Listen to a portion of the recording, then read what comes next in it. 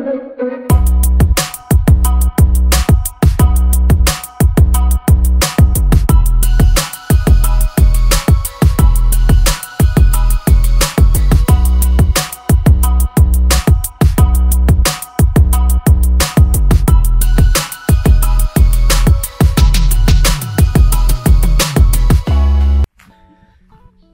po mga ma'am, sir, mga boss. So welcome again po sa JLAT Vlog.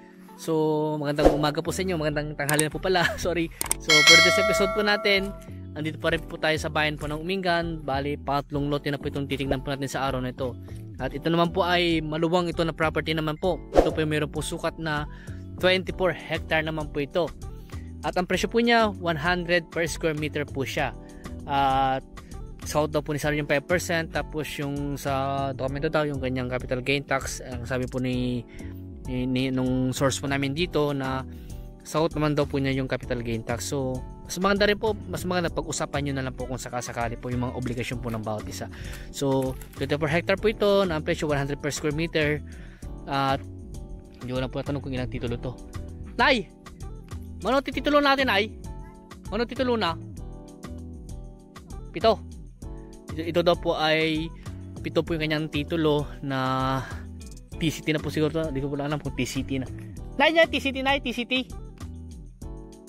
Sabi po ni nanay, yung aming source po dito, TCT daw po yung kanyang mga titulo. So 7 titulo, may kabuang sukat po na 24 hectare. At ito naman po ay ang presyo po niya 100 per square meter. Ayan po, ulit ko na sinasabi. Ayan, so ito nga po ay explain ko lang po sa inyo itong kanyang daan. So itong property na ito kasi papasok po siya. So mga ilang metro lang po ang layo po niya sa Barangay Cemented Road, siguro mga 300 meters po siguro estimate. At ito nga po ay meron daw pong right of way. Yung right of way ay settled naman daw po dahil yung mga madadaanan daw po sa right of way ay mga kapatid daw po ng mga seller po. So magkakapatid po sila yung madadaanan po na right of way. Kaya sabi po nung ni source po namin na settled na daw po yung right of way. So ito nga po, tara pasukin natin itong property nito para makita nyo po. So ito nga po ay meron pong 2,000 na puno ng mangga. Ayun po, 2,000 po na puno ng mangga. Fruit bearing na po itong mga to. Sa ngayon po ay may mga na po siya, bulaklak na po siya. At ano po to, meron pong part na flat terrain, may part na hilly po siya. At di ko lang po sure kung punta na po natin yung kaya natin puntahan. So hanggang doon po yan pa po, 24 hectare kailangan pa rin nilukot survey ito kung sakasakali po. At income generated na po itong property na to dahil ayun nga, nasa 2,000 na po ng mangga. Talagang paunti-unti naman po maibabalik yung in-invest po sa property na ito. Ayan, kaya maganda po ito, gawing rancho din sa may mga alagang hayop dyan, o kaya mga panabong na manok, mga kambing, baka, pwede naman po dito. At meron kayong mountain view dito, kitang kita po yung Mount Amrong sa part na yan. At malamig po dito, maganda po yung property. Tsaka na po, medyo masukal nga lang, pero kaya natin linisin po yan. May mga tao naman po tayo na pwedeng maglinis po sa property na ito kung sakasakaling ipapalinis nyo po sa amin. At kung gusto nyo pabakuran, nang trata rin po kami ng pabakod. Ayan. So sayang nga lang po wala tayong drone video ngayon. Mahirap yun sana yung kanyang drone. So pero babalikan po namin to, i-drone po namin siya para makita nyo po yung kanyang drone video. So sa akin ay i-upload ko lang po muna, na yung vlog lang po muna niya ang aking upload. To the follow na lang po yung kanyang drone video. Ayan po. So may mga iba't ibang puno rin po na tumubo dito sa property ito. May mga alibangbang, may mga madredi kakao, kasi nga po mga 300 meters lang ang layo po niya sa Barangay Cemented Road. Tapos sa highway po siguro mga 5 kilometers o 7 kilometers po sa palengke, mga kulang-kulang 10 kilometro lang po siguro, o baka wala pa po. Ayan. Tapos sa Tiplex Carmen, mga 20 minutes lang po driving. Sa Maynila mga 3 oras po, depende po yan sa pagpapatakbo nyo po o yan sa flow po ng traffic. Ay po dito part na to, may mga manggahan pa rin po dyan. May mga may mga kahoy lang na tumubo na kailangan natin tanggalin kung sakasakali po. Ayan. Pero karamihan naman po flat naman po siya. Karamihan flat terrain naman po. Tapos ang shape ng property, hindi ko lang po ano po, pero try ko na lang pong i-ano sa Google para makita po yung shape ng property. Ayan po. So 24 hectare. Hindi po kayang libutin to. Baka pag nilibot ko to, baka mga yayat na po ako. So ayan. Tapos yung mga mangga po niya, bata pa po. Mga nasa mga 20 years old pa lang po siguro, mga 15 to 20 years old po. Tapos hindi ko lang po natanong kung magkano yung inaan nila o ilan yung inaan nila dito. For sure naman po, marami po sila maani po dito. Tsaka ano rin po, tawag dito, ano na rin po yung ano dito, malaki rin po kitaan sa mangga. Basta wag lang po mapeste o kaya masira ng ulan o kaya maano ng bagyo o hangin. Ang cropping po nito, mas maganda po sana once a year lang sana ma-sprayan. Pero pwede na po twice a year. Ayan. Pwede na po twice a year itong mga mangga. Pero wag naman yung pangatlo kasi kawawa naman po yung puno ng mangga. Basta mga twice a year lang po kayo mag-spray o mag-ani po sa mga manggahan. May fish pan doon. Ewan ko lang kung ilan kaya fish pan na ito. Kung may ano na po, kung sakali may ibang katanungan po kayo, try nyo na lang pong kausapin ako, tawagan ako, i-text ako para masagot ko po yung mga katanungan nyo. Ayan po, 2,000 na puno ng mangga. Ang dami nun. Mga ilang buwan kaya bago nila ma-sprayan yung ganun karami na puno. Sa akin dito wala silang mga bulaklak dito, baka hindi pa na-sprayan sa banda rito, baka doon pala sa harap yung na-sprayan nila. Hindi ko lang po sure kung nakakalahati na po ako, baka wala pa ako sa kalahati.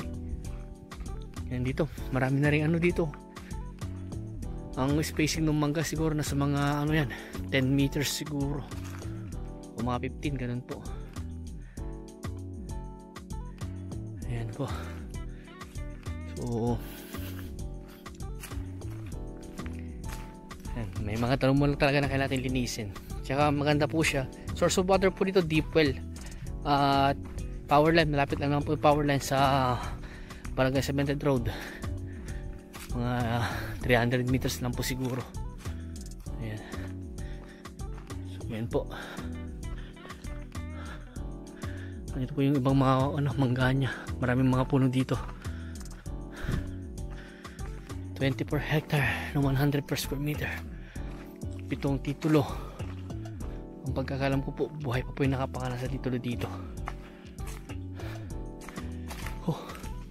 Kakahingal. Ayan. Panoorin niyo po yung kubuan ng video. Yan nga po, kung wala pa ako na ibanggit na ibang detalye po ng property, kung may alam po kayo, try nyo na po tanawin sa akin para masagot ko po yung katanungan nyo.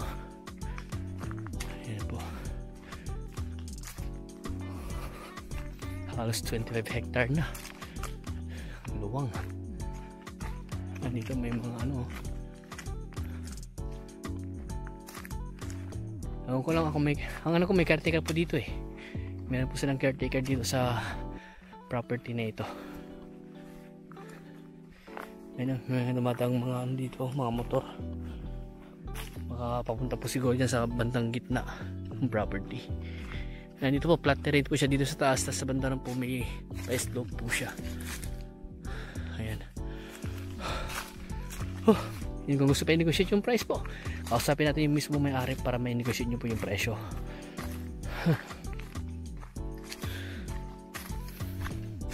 Ayan, wala na akong masabi dahil limited lang po kasi yung sinabi sa akin na detalye po ng property na ito. At house nga po lahat talaga, puro mangga yung nakatanim. Yung iba dito mga tumubo lang. Hindi ko lang po alam kung mga ilan yung fish pan po dito. Itong nilalakaran ko po, ito po yung daan po niya papunta po sa pinakagitna o kaya yung pinakabandang dulo po ng property. Ayan. So ayan po, pabalik na lang po ako sa mga kasama ko. At pagod na rin po ako. Siguro mga nasa sa mga kalahating kilometro na po siguro yung aking nalakad. Ayan. So sa mga bago pa lang sa YouTube channel, huwag niyo sanang kalimutan po mag-subscribe na po kayo at pakihit niyo yung notification bell para ma-update po kayo sa mga binablog po namin mga property na kagaya po neto. At pa-join rin po sa aming team, sa Team Realtor Lot Listing Group, sa Facebook namin, sa Facebook group, para makita nyo rin po ibang mga pinupost po namin mga property na hindi pa po namin na i-vlog. Ayan. Pwede rin po i-contact sa aking TikTok po. Meron po akong TikTok dyan pero konti lang po na-upload. Try ko pa rin po mag-upload sa TikTok pa sakaling doon nyo po makita yung aking mga post po. Ayan. Tapos ano pa, about na po sa mga dokumento po ito, try ko pong magpa-send po sa aming source po sa property nito yung kanyang mga dokumento para upon viewing nyo po mayroon po may pa-present po sa inyo na dokumento po nito. Hindi ko lang po sure kung tax updated po siya, pero babayaran po ni seller po yung kanyang amilyar kasi hindi po natin ma-transfer yung titulo hanggat hindi po bayad yung kanyang amilyar, kasi kailangan po natin mag-request po ng tax declaration, tax clearance, certificate of non-improvement, ano pa, kanyang tax map. Yan po, kailangan po yan para sa pagpapacompute ng BIR. So null value po nito siguro sa mga 100 per square meter po siguro, o mga pwedeng more or less po dun yung kanyang zonal value. And then ano pa, yan, pag-usapan nyo lang po ni seller kung sakaling ano po yung magandang mode of payment nyo kung sakasakali po dito. Pero alam ko si seller po ang cash basis po yata siya dito. Ayan. So ganito po muna at maraming salamat po sa inyo lahat at God bless po.